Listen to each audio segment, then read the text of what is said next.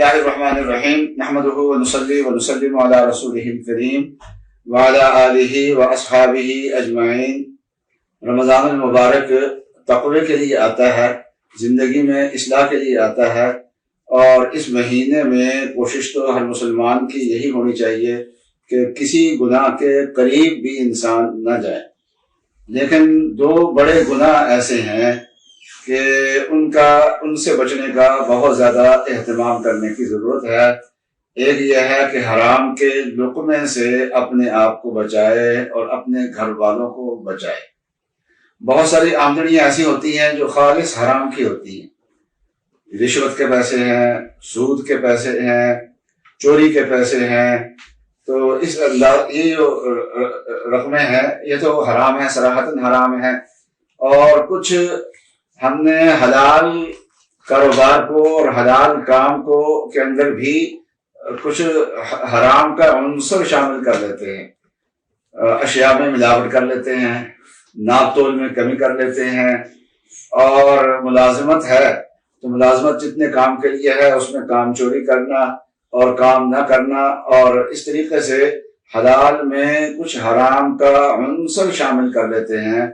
تو رمضان المبارک میں جائزہ لے لیا جائے، اگر ہمارے پاس آمدن جو ہے وہ ساری کی ساری حلال ہے تو اللہ تعالیٰ کا شکر ادا کرنا چاہیے، اپنے اوپر بھی خرچ کرے اور اللہ کے راستے میں صدقہ اور خیرات بھی کرے، مسلمانوں کی غمخواری بھی کرے، غریبوں کا خیال بھی کرے، اور اللہ تعالیٰ زیادہ سے زیادہ توفیقات عطا فرمائے۔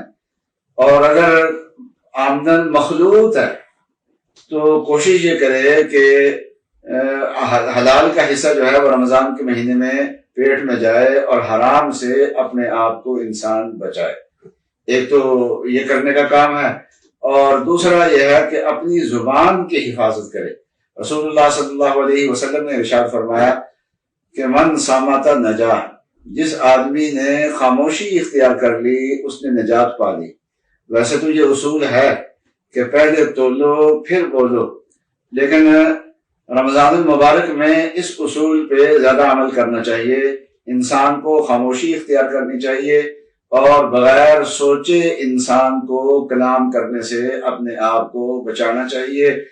اور زبان کے گناہ کیا ہوتے ہیں؟ ایک گناہ جھوٹ کا گناہ ہے۔ تو جھوٹ ہماری زندگی کے اندر اتنا آ گیا ہے کہ ہم جھوٹ بولتے ہیں تو ہمیں احساس بھی نہیں ہوتا کہ ہم نے جھوٹ بولا ہے۔ اس لیے حالانکہ جھوٹ صرف ایک اپنی ذات میں گناہ نہیں ہے، یہ اپنی ذات میں بھی بڑا گناہ ہے اور بدبودار گناہ ہے، لیکن اس کے ساتھ ساتھ جھوٹ جو ہے وہ انسان کے اندر اور گناہوں کو لے کے آتا ہے، یہ اور گناہ پیدا ہونے کا ذریعہ ہے۔ رسول اللہ صلی اللہ علیہ وسلم کا ارشاد ہے کہ ان الکذب فجور، کہ جھوٹ جو ہے یہ فجور ہے، یہ گناہ ہے۔ وَإِنَّ الْفُجُورَ يَهْدِي إِلَى النَّارِ، اور فجور جو ہے یعنی گناہ ہماری جو زندگی ہے وہ انسان کو دوزخ میں لے جائے گی۔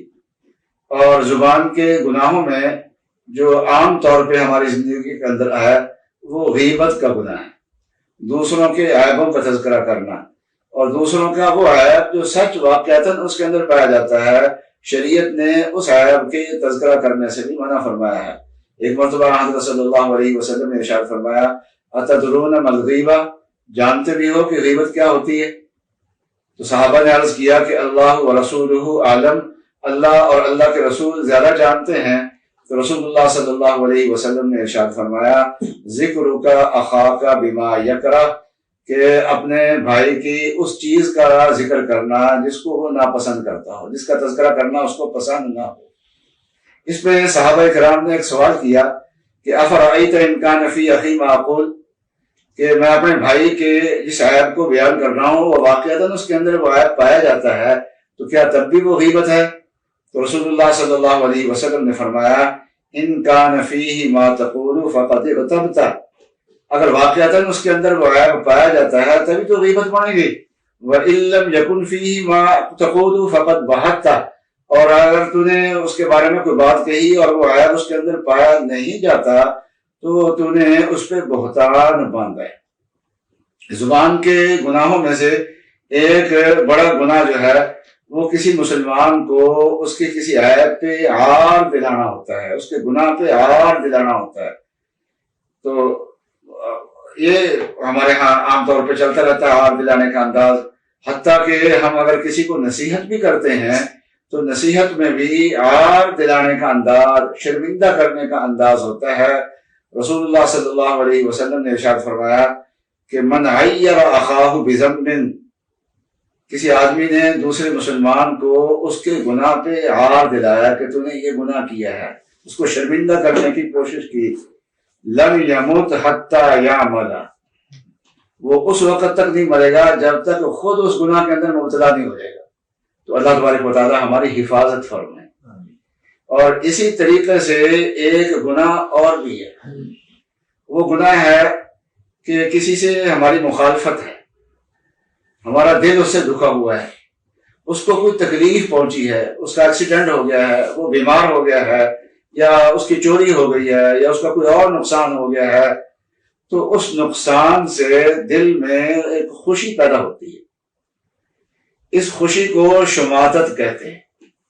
یہ اچھی چیز نہیں ہے، لیکن اگر غیر اختیاری طور پر انسان کے اندر آ گئی ہے تو گناہ بھی نہیں ہے، کیونکہ غیر اختیاری ہے، اور گناہ جو ہوتا ہے وہ اختیاری ہوا کرتا ہے، غیر اختیاری نہیں ہوا کرتا۔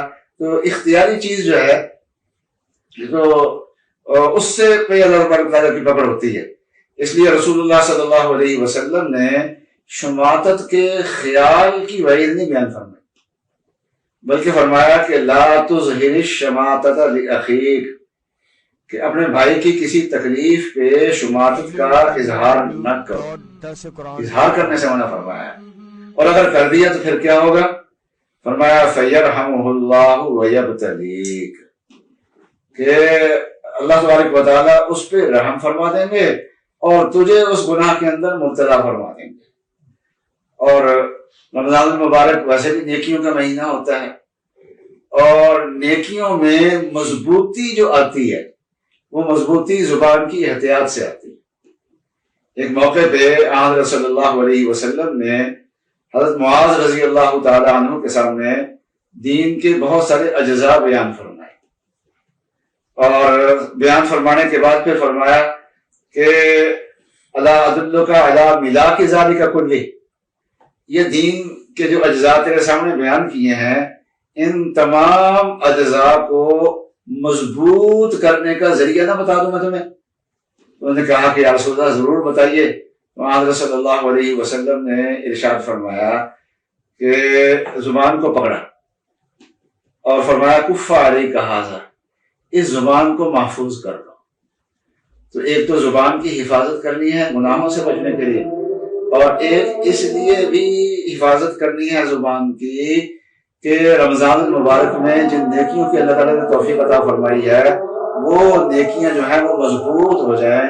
اللہ تبارک و تعالیٰ مجھے عمل کی توفیق عطا فرمائے۔ وآخر دعوانا الحمدللہ رب العالمین۔